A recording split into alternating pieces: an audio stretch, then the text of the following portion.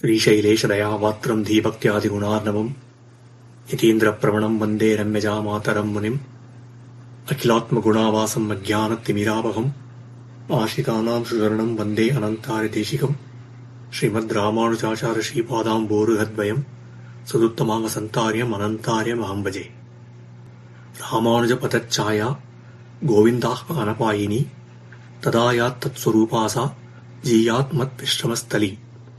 இது ஸ்ரீரங்கராஜஸ்தவத்திலே பராசர பட்டர் எம்பாரை பற்றி அருளி செய்த ஸ்லோகமாகும். இதுவே அவருடைய தனியனாகவும் திகழ்கிறது. எம்பாரை ராமானுஜ பதச்சாயா என்று கொண்டாடுகிறார் அவருடைய சிஷ்யரான பட்டர். கோவிந்தர் என்பது அவருடைய திருநாமம். கோவிந்தரான எம்பார் ராமானுஜ பதச்சாயா அனபாயினி, அதாவது இடைவிடாமல் எப்பொழுதும் உடையவருடைய திருவடி நிழலாகவே இருக்கிறார் எம்பார் என்று காட்டுகிறார் பட்டர். வேறொரு இடத்திலும் எம்பாரை யதிபதி சரணச்சாயா என்று பூர்வர்கள் கொண்டாடுகிறார். பெரியாழ்வார் திருமொழியிலே கடைசி பாசுரத்திலே ஒரு ஐதீகம் இருக்கிறது. பாசுரத்தின் முடிவில் சாயைப் போல பாடவல்லார் தாமும் அணுக்கர்களே என்று அருளிச் செய்கிறார் பெரியாழ்வார். அதனுடைய அர்த்தம் என்ன என்று எம்பாரிடத்திலே சிலர் வந்து கேட்க, அவர் உடையவருடைய பாதுகைகளை எடுத்து தம்முடைய திருமுடி மேல் வைத்துக் கொண்டு சிறிது நேரம் யோசித்துவிட்டு பாடவல்லார் தாமும் சாயைப் போல அணுக்கர்களே என்று சாதித்தாராம். அதாவது இந்த பாசுரங்களை பாடவல்லார்கள் எம்பெருமானுடைய நிழலாகவே அணுக்கர்களாக இருப்பார் என்று அருளிச் செய்தாராம். அதை எம்பார் தம்முடைய வாழ்க்கையிலே நடத்தி காட்டுகிறார் என்று பார்க்கிறோம். அடியவர்கள் எம்பெருமானுடைய திருவிழினளாக இருப்பதைப் போல எம்பாரானவர் எம்பெருமானாருடைய திருவிழினளாகவே வாழ்ந்து வந்தார் என்பது நமக்கு தெரிய வருகிறது. அப்படிப்பட்ட அவருடைய 1000வது திருநட்சத்திரம் இப்பொழுது கொண்டாடப்பட்டு வருகிறது. அந்த மகோத்சவத்தின் காரணமாக பல மகனியர்கள் அவருடைய வைபவத்தையும் பெருமையையும் அவர் அருளிச் செய்த பல நிர்வாகங்களையும் அவரை பற்றின ஐதீகங்களையும் நமக்கு பலவாறாக ஆச்சரியமாக அருளிச் செய்து வருகிறார்கள். அதிலே அடியேனும் சில விஷயங்களை விண்ணப்பிக்க வேண்டும் என்பது இந்த குழுமத்தினார் இட்ட கட்டளை. அதை அடியொத்தி ஓரிரு விஷயங்களை இங்கே சொல்ல ஆரம்பிக்கிறேன். நம்மாழ்வாருடைய திருவாய்மொழி 2ஆம் பத்திலே 7ஆம் திருவாய்மொழி கேசவன் தமர் என்று தொடங்கக்கூடிய 12 திருநாம பாட்டாகும். எம்பெருமானுக்கு 12 திருநாமங்களை நாம் சொல்லுகிறோம். கேசவாதி திருநாமங்கள் என்று இதற்கு பெயர். கேசவன், நாராயணன், மாதவன் என்று தொடக்கமாக 12 திருநாமங்கள் சொல்லப்படுகின்றன. பொதுவாக திருவாய்மொழி என்பது 10 பாசுரங்களை கொண்டது. பலசுதியை சேர்த்துக்கொண்டு 11 பாசுரங்களாக அமையும். ஆனால் எம்பெருமானுடைய 12 திருநாமங்களுக்கும் ஒரு திருநாமத்திற்கும் ஒரு பாசுரமாக ஆழ்வார் பாடி வருவதாலே இந்த கேசவன் தமர் என்னும் பதிகம் 12 பாக்களால் ஆனது. பலசுதியை சேர்த்துக்கொண்டு மொத்தம் 13 பாசுரங்கள் அமைந்ததான ஆச்சரியமான விலட்சணமான ஒரு பதிகம் இது. இதிலே எம்பெருமான் தன்னுடைய அடியாரை விஷயீகரிக்கும் போது அவர்கள் அளவில் மட்டும் இல்லாமல் அவர்களோடு சம்பந்தம் பெற்ற அனைவரிடத்திலும் அவனுடைய அருள் பாயும் என்பதை இப்பத்தாலே ஆழ்வார் காட்டி அருளுகிறார். அப்படிப்பட்ட அந்த சம்பந்திகள் அடியவர்களைப் போல இல்லாமல் எப்படிப்பட்டவராக இருந்தாலும் அவனது அருள் அவர்கள் மீது பாயும் என்பது பூர்வர்கள் நிர்வகித்த விஷயம். அதை காட்டுவதற்காக நம்பிள்ளையானவர் ஸ்ரீராமாயணத்திலிருந்து மரணாணி வைராணி என்னும் ஸ்லோகத்தை எடுத்துக்கொண்டு உதாகரிக்கிறார். இவ்விடத்திலே செல்வ பீஷணனான அடியவன் மேல் பாய்ந்த பெருமாளுடைய அருளானது அவனோடு வெறும் தேய சம்பந்தம் மட்டும் கொண்டிருந்த ராவணன், பெருமாளிடத்திலே எதிரொம்பு கொத்துக் கொண்டிருந்தவன், அவனிடத்திலும் அப்பொருள் பாய்ந்தது என்று இவ்விஷயத்தை காட்டுகிறார் நம்பிள்ளை. இதற்கு மேலாக சுக்ரீவ மகாராஜர், மாலாகாரர், கண்டாகரணன் போன்றவர்களையும் உதாரணமாக எடுத்து இவ்விடத்திலே காட்டுகிறார். அப்படி தன்னை விஷயீகரிக்கைக்கு உடலாக இருக்கக்கூடிய எம்பெருமான குணச்சேஷ்டிதங்கள் அவற்றை அனுசந்திக்கும் ஆழ்வார் அந்த குணச்சேஷ்டிதங்களை எல்லாம் விளக்கும் திருநாமங்களை எடுத்து இந்த பத்திகளிலே பேசி அனுபவிக்கிறார். அதாவது எம்பெருமானுடைய குணங்கள் என்ன, அவனுடைய சேஷிதங்கள் எல்லாமே அவனுடைய திருநாமங்களால் காட்டப்படுகின்றது என்பது நம்முடைய பூர்வர்கள் காட்டின விஷயம்.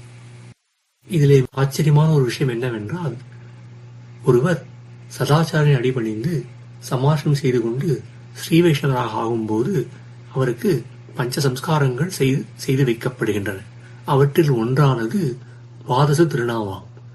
அவருடைய உடம்பிலே ஊர்துவ புன்றமாகிற 12 திருநாமங்களை தினந்தோறும் இட்டுக்கொள்வது என்பது அந்த சம்ஸ்காரமாகும்.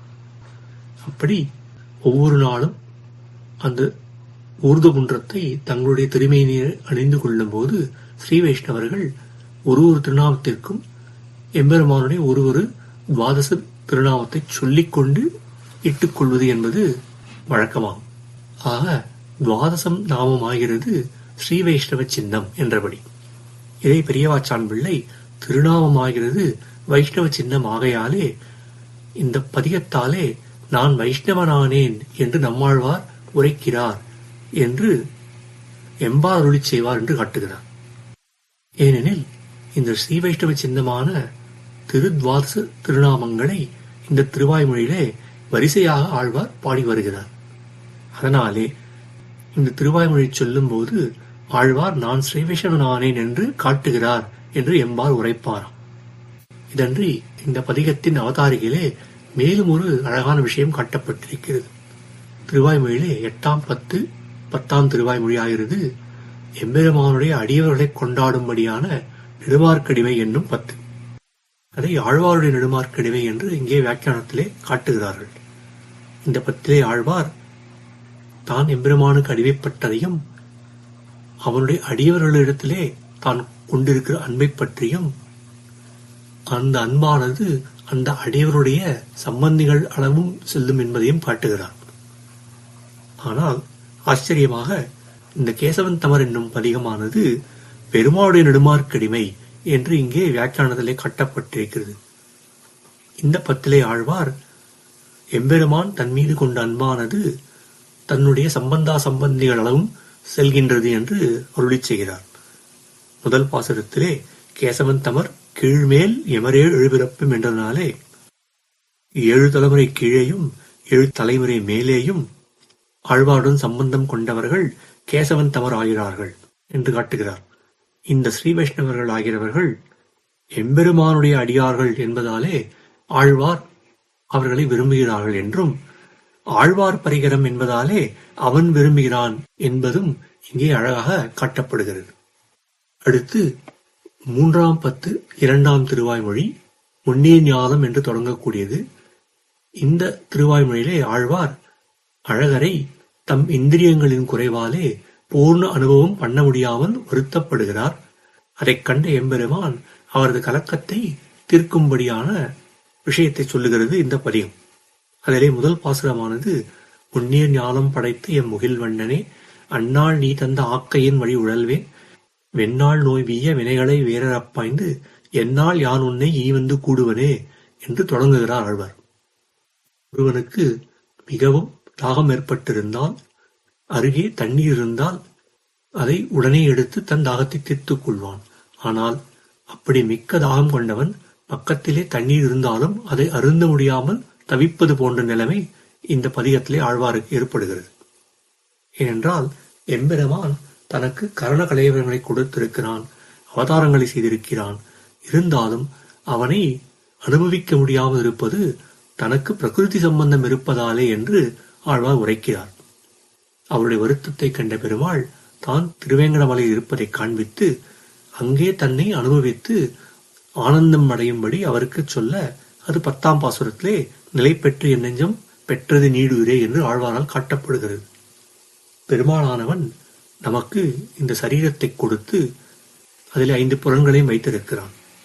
அவற்றைக் கொண்டு நாம் அவனை வணங்கி வழிபட்டு பூசித்து பொழுதை போக்க வேண்டியிருக்க, அத்தாலே அவனுடைய திருவிழிகளை அடைய வேண்டியிருக்க, அதை செய்யாமல் நாம் அந்த புலன்கள் பின்னே ஓடி இவ்வுலக விஷய அனுபவத்திலே இழிந்து பகவத் விஷயத்தை இழந்து அதனால் அர்த்தப்படுகிறோம் என்று காட்டுகிறார் ஆழ்வார்.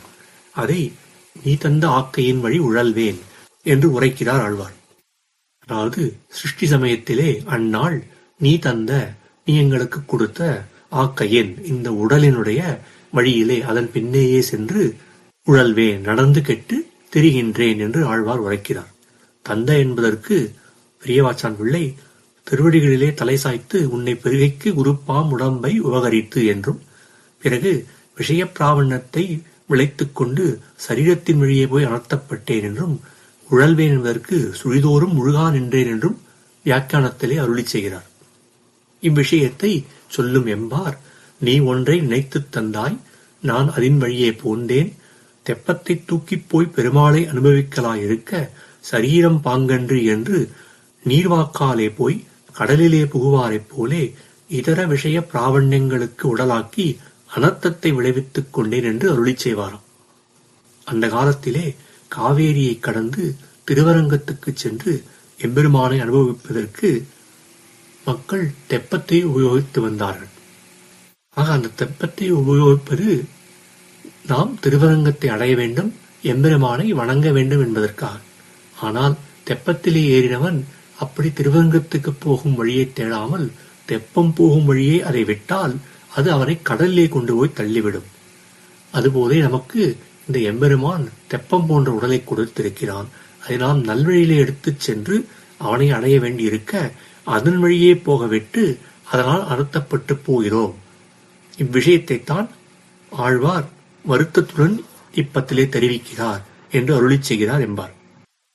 நீ ஒரு காரணத்துக்காக இவ்வுடலை தந்தாய், ஆனால் அதற்கு எதிரான ஒரு காரியத்தை நான் செய்தேன் என்று ஆழ்வார் வருத்தப்படுகிறாராம். எம்பெருமானாருக்கு முன்னே இருந்த முதலிகள் இந்த பாசுரத்தின் முடிவிலே இனி வந்து கூடுவனே என்று ஆழ்வார் சொல்வதை இனி வந்து கிட்டுகை என்று ஒரு பொருள் உண்டோ என்று நிராசர் ஆகிறார் என்று காட்டினார்களாம். அதாவது எம்பெருமான் செய்த முயற்சிக்கு எதிராக நான் ஒன்று செய்தனாலே எனக்கு இத்தாலே ஒரு பயனும் இல்லை என்று ஆசையற்றவர் ஆகிறார் நம்மாழ்வார் என்று கருத்தை தெரிவித்தார்களாம். ஆனால் எம்பெருமானார் ஆனவர் அப்படி ஆழ்வார் ஆசையற்றவரானால் பின்னே முடிந்தே போய்விடுவர். அதனாலே 9ஆம் பாட்டிலே நிராசராக 10ஆம் பாட்டில் அவன் வந்து சமாதானம் பண்ணினாராக அமையும் என்று அருளி செய்தாராம். அதனாலே 9ஆம் பாசுரம் அளவிலே மட்டும் ஆழ்வார் நிராசை கொண்டவராக இருந்தார். ஆனால் 10ஆம் பாசுரத்திலே பெருமாள் சமாதானம் செய்ய சமாதானமானார் என்று எம்பெருமானார் இங்கே நிர்வகித்துப் போந்தார் என்று பார்க்கிறோம். அடுத்ததாக 3ஆம் பத்து 2ஆம் திருவாய்மொழி, அதிலே 8ஆம் பாசுரத்திலே ஆழ்வார் மேவு துன்ப வினைகளை விடுத்துமிலேன், ஒவுதல் இன்றி உன்கடல் வணங்கிட்டிலேன், பாவுதல் சீர்கண்ணா என் பரஞ்சுடரே கூவுகின்றேன் காண்பான் எங்கே இது கூவுவனே என்று பாசுரம் அமைத்திருக்கிறார். இதிலே 2ஆம் வரியானது ஓவுதலின்றி உன் கணல் வணங்கிட்டிலேன் என்று அமைந்திருக்கிறது. ஓவுதலின்றி என்றால் இடைவிடாமல், அதாவது இடைவிடாமல் உன்னை நான் வணங்கிக் கொண்டே இருக்கவில்லை என்று வருத்தப்படுகிறார் ஆழ்வார். இதிலே முதல் வரியானது மேவு துன்ப வினைகளை விடுத்துமிலே என்று காட்டுகிறது. அதாவது நம்மை விட்டு பிரியாத பாப சுமை அது நம்மை பெருமாளை அடையவிடாமல் தடுக்கிறது. ஆழ்வார் அந்த வினைகளை நான் விடுத்துமிலேன் என்று அருளி செய்கிறார்.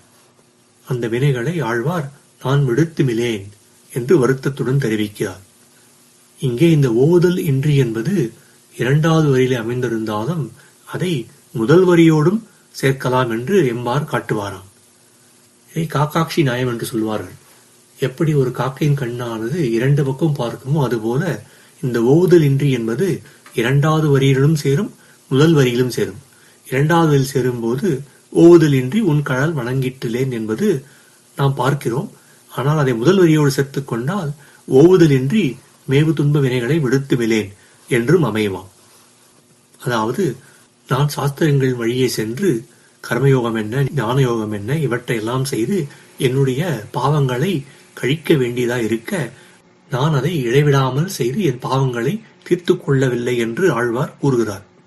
அப்படி எந்த முயற்சியும் செய்யாமல் இருந்து கொண்டு முயற்சி செய்தவன் போலே கூவுகின்றேன் காண்பான் எங்கே இது கூவுவனே என்று சொல்லுகிறேன் என்று ஆழ்வார் வருத்தப்படுகிறார் என்று எம்பார் நிர்வகிக்கிறார். இதற்கு உதாரணமிடும் இடத்திலே வியாக்கியானத்திலே கண்ணால பெண்டாட்டிக்கு உண்ண அவசரமில்லை என்ற ஒரு உதாரணம் காட்டப்படுகிறது. விடத்திலே அவசரம் என்பது ஒரு வாய்ப்பு என்று சொல்லலாம். ஆக புதிதாக கல்யாணம் செய்து கொண்ட ஒரு பெண்ணுக்கு உண்பதற்கு வாய்ப்பு இல்லை.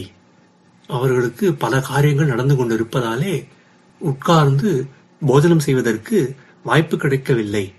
அதுபோலே இந்த தீவினைகளை போக்கிக் கொண்டு நல்வினைகளை செய்து கொள்ளும் வாய்ப்பு எனக்கும் கிட்டவில்லை என்று ஆழ்வார் சொல்லுகிறார் என்று காட்டப்படுகிறது. என்னுடைய வாழ்நாளை எல்லாம் ஓவுதலின்றி நான் தீவினைகளை செய்து போந்தேனே ஒழிய ஓவுதலின்றி நல்வினைகளை செய்து எனக்கு ஒரு நல்வழி பார்த்து கொள்ளவில்லை என்று ஆழ்வார் சொல்லுகிறாராம். அப்படி செய்யாமல் இந்திரியங்களுக்கு இரையிட்டு திரிந்தேன், எனக்கொன்றும் இடம் பார்த்திலேன் என்று இவ்விடத்திலே வியாக்கியானம் செய்யப்பட்டிருக்கிறது. இதுபோன்ற பல நிர்வாகங்களையும் பல ஐதீகங்களையும் எம்பார் அருளிச் செய்திருக்கிறார் என்பது நாலாயிர திவ்ய பிரபந்தங்களின் வியாக்கியானம் முழுவதுமாக பல இடங்களிலே கட்டப்பட்டிருக்கிறது. அவருடைய சகசிராப்தி உற்சவத்திலே ஒரு திவலையை இவ்விடத்திலே அனுபவிக்க பிராப்தமாயிற்று. ஆழ்வார் எம்பெருமானார் ஜீய திருவிலேசனம், எம்பார் திருவிலேசனம், அடியே மதுர கவிதாசன்.